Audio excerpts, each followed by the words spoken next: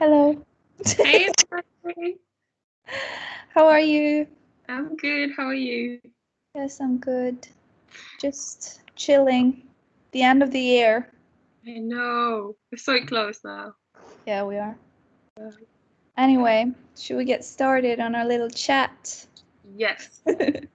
So we're thinking of just doing like a little chat about how it is to be a student in the UK from like a Norwegian perspective.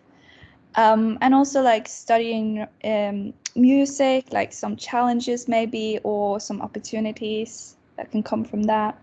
So yeah, I don't know. Do you want to start? Yeah.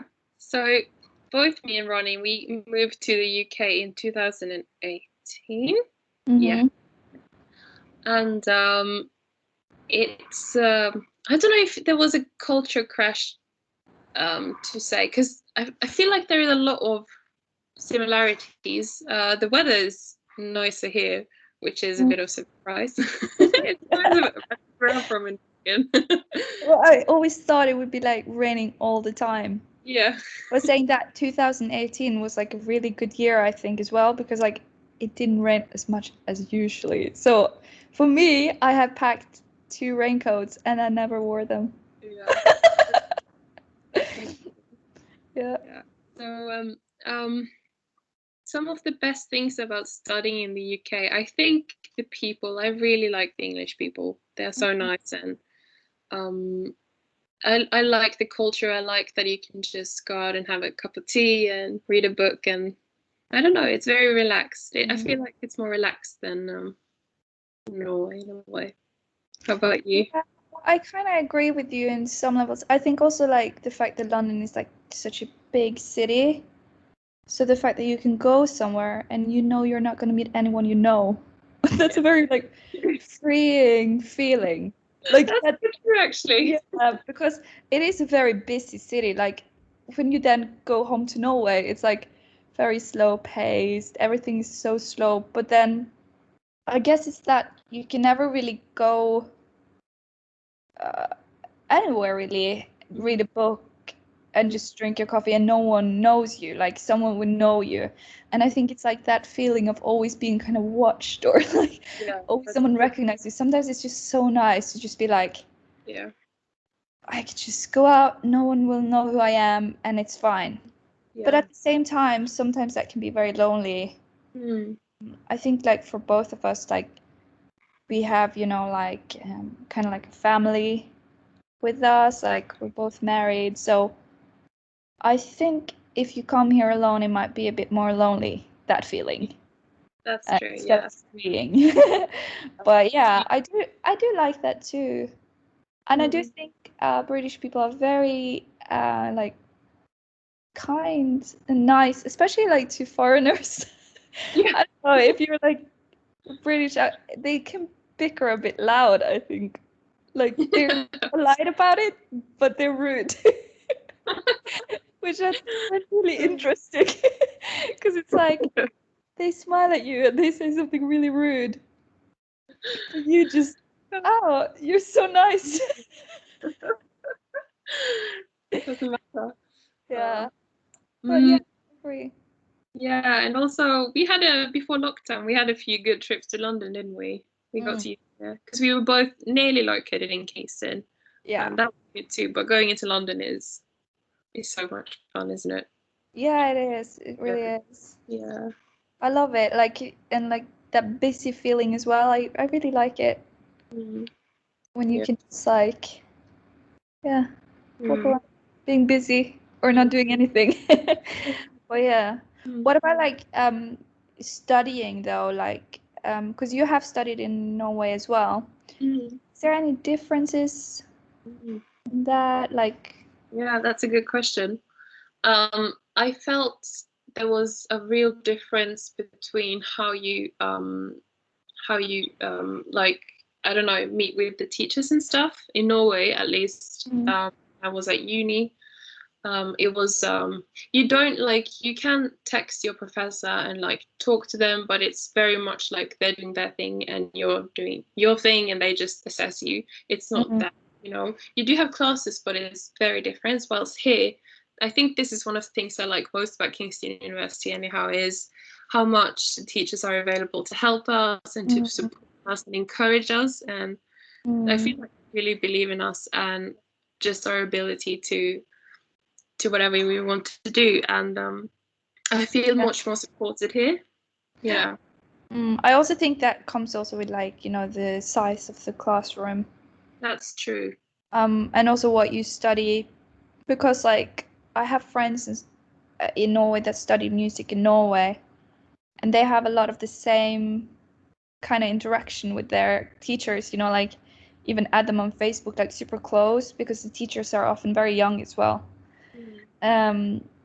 But then again, it's like 10 people in the classroom, so the teacher can do that. Yeah. But if it's like 30 yeah, or 50 people, it's kind of like, yeah. But I agree. Yeah, you studied in Australia, didn't you? Yeah, I did. I studied in Australia, but Australians are like super friendly.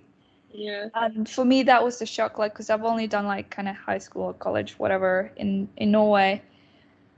And my teachers were amazing there, because I studied like music course, so they were super like free and funny, and they did the same thing, you know, like we had like barbecues at their houses, like we were super close. But traditionally, you know, like with school and stuff, it's kind of like the teacher, and then you can talk to the teacher and ask for help, but it's more for grading papers, really. But yeah, we don't do like, we call them by their first name and stuff, so it's not like super super polite, you know. But yeah, I guess also like that being so casual and friendly, I really like that. But then again, yeah, I don't know if that comes with like the size of the classroom, you know. Yeah, it probably does. Like they have more energy to pour into us. Yeah. But I don't know, music teachers in general are just the best. They're just, Yeah. I like music teachers. They're so cool. They're just them. Oh. Because it's like they're not tired of what they're doing, you know. Exactly.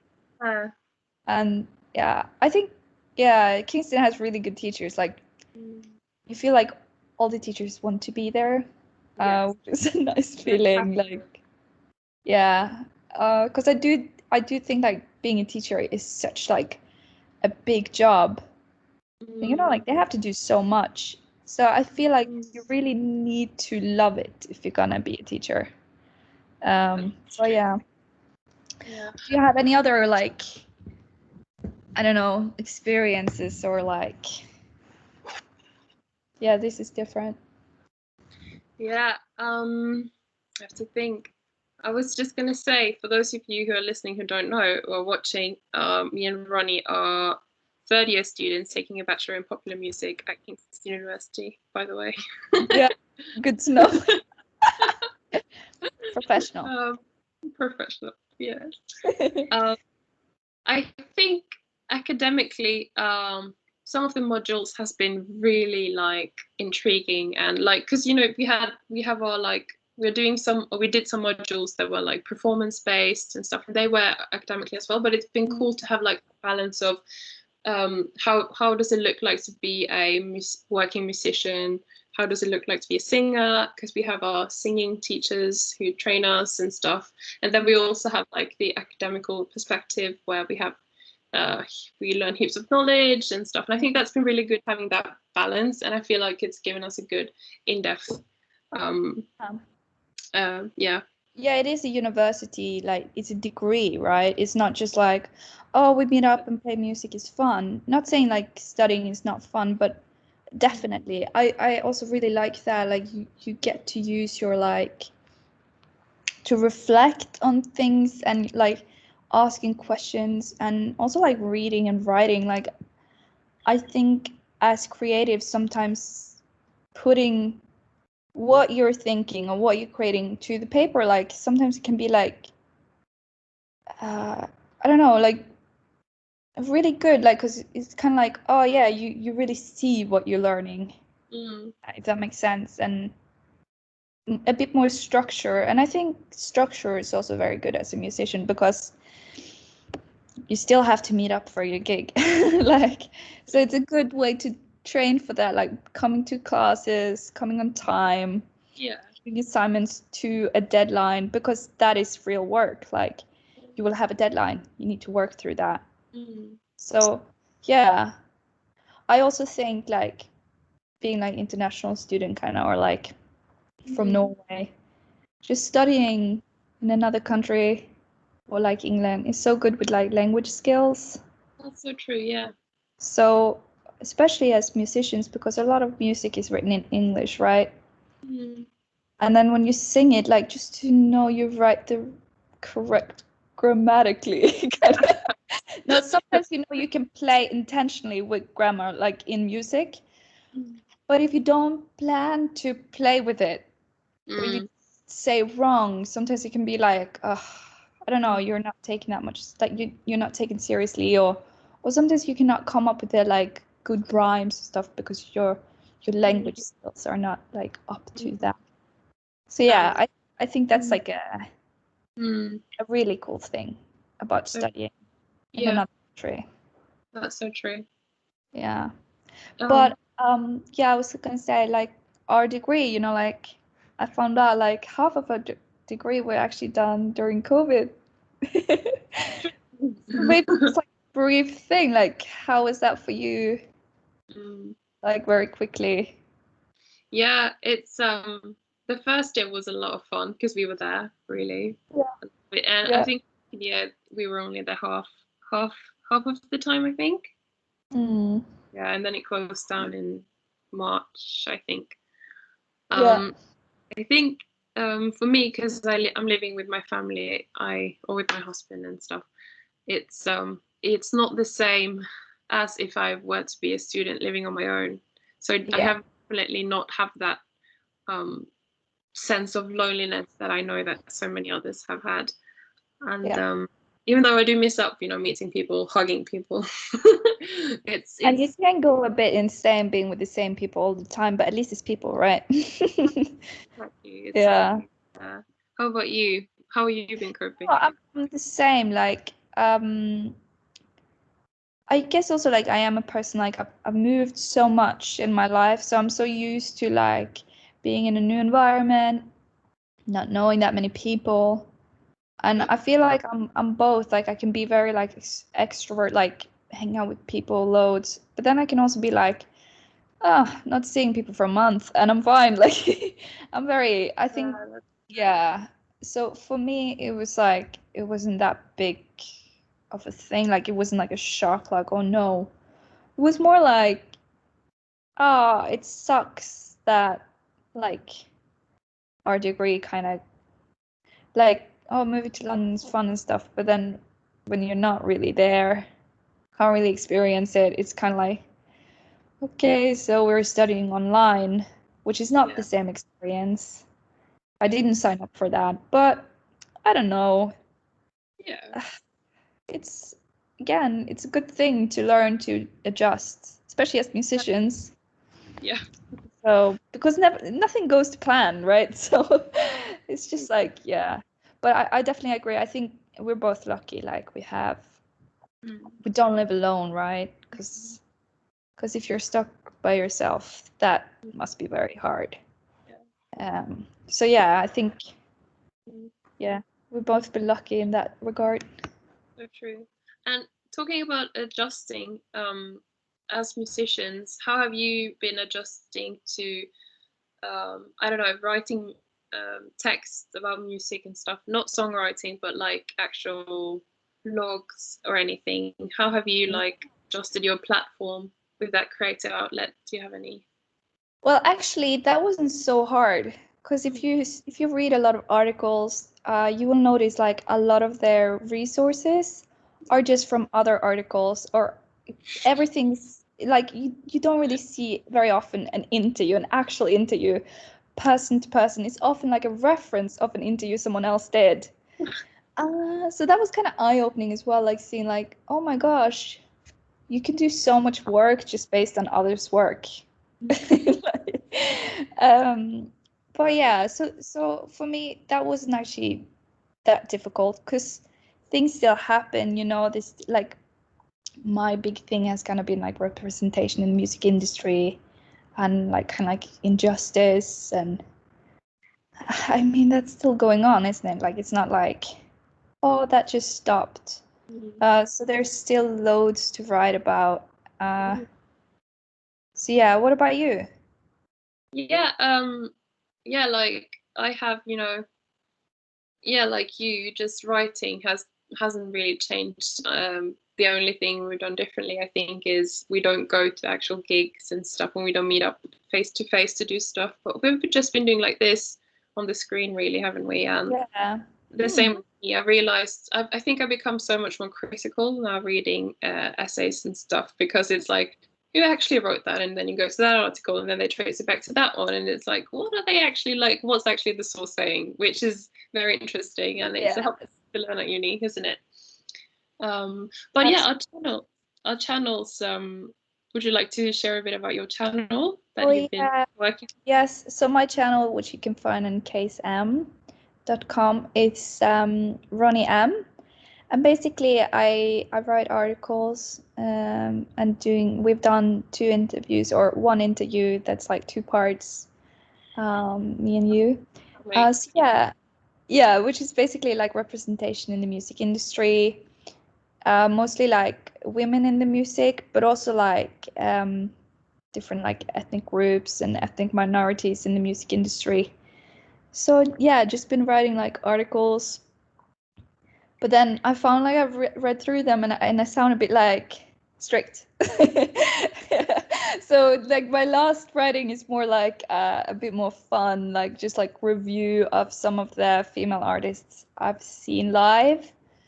Like a little bit about the experience, like not super in depth, but yeah, I just thought like just to show a different side of me, because I'm not like all the time like women's right, like I'm not that I'm not that kind of person, but I still think it's very important. But yeah, I guess just to show that I have more colors more to come with. So yeah, and you talk a little bit about your channel.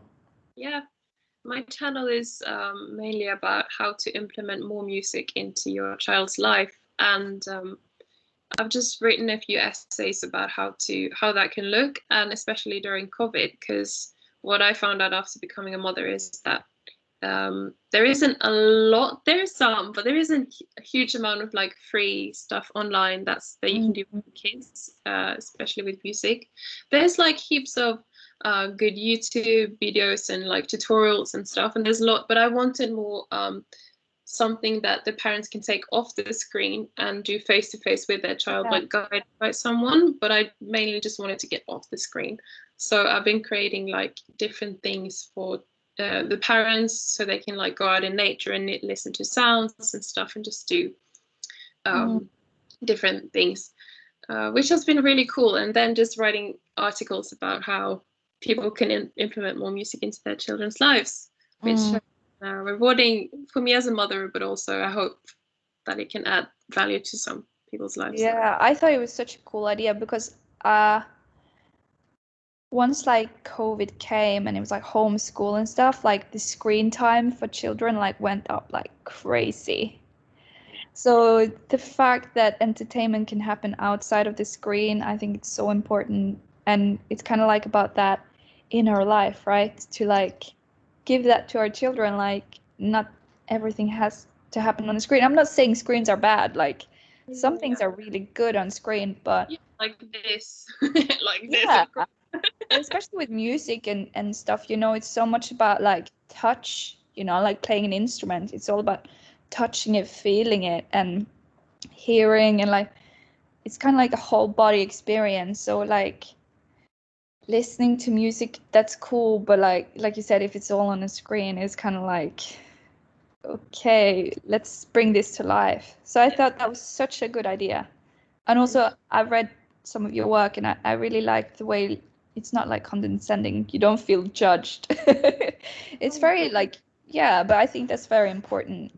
as a parent, because there is so much opinions out there if you go on like mom's forums or anything. So I think it's like really important voice. Thank you. Go read it. It's Sophie Sings. Thank you. So do you have any articles coming up soon?